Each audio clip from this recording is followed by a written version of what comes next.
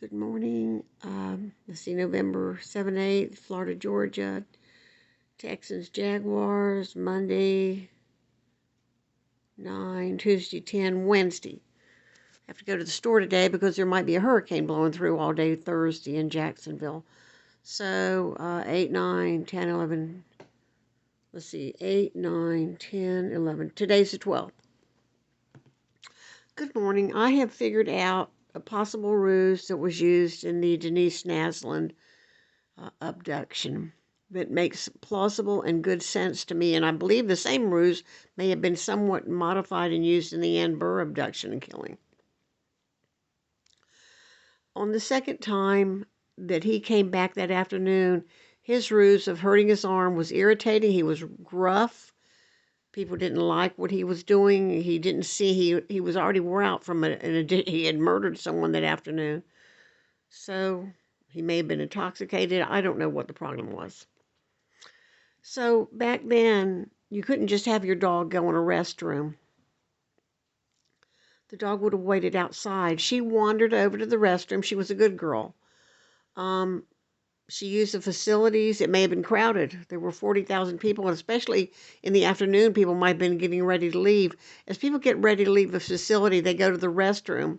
So there might have been pretty crowded, and, 5 or 6 stalls. She may have had to wait in a line, waiting to use the facility.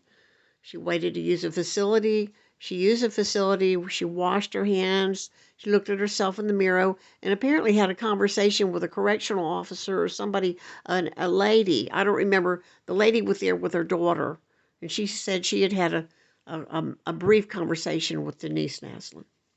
In the meantime, Bundy's tried several other things. He sees a medium-sized dog.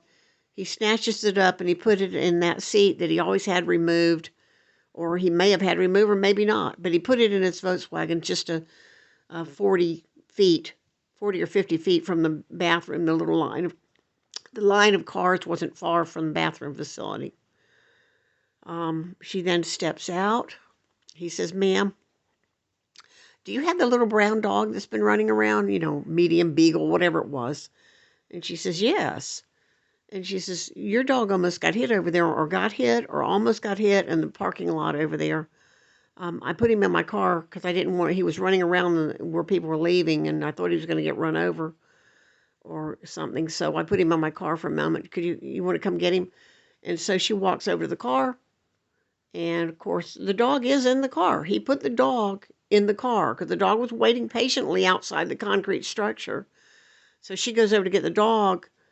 Of course, that gave him the opportunity to whack her on the head on the side of the car or something where nobody's paying attention. Somehow or another, he hit her really rapidly and just sort of shoves her into the car seat. The dog, of course, runs away.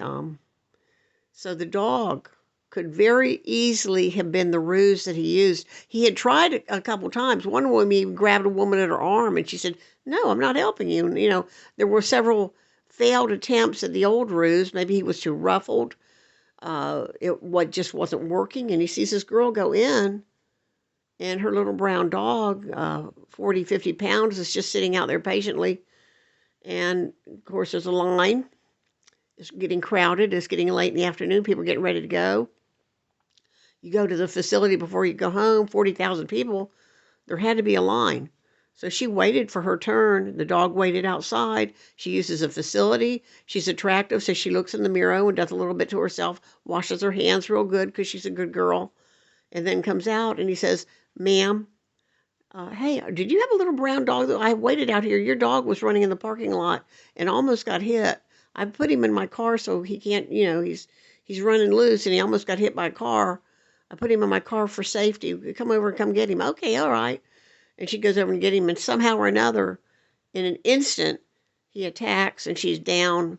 And luckily, nobody noticed because he's between cars.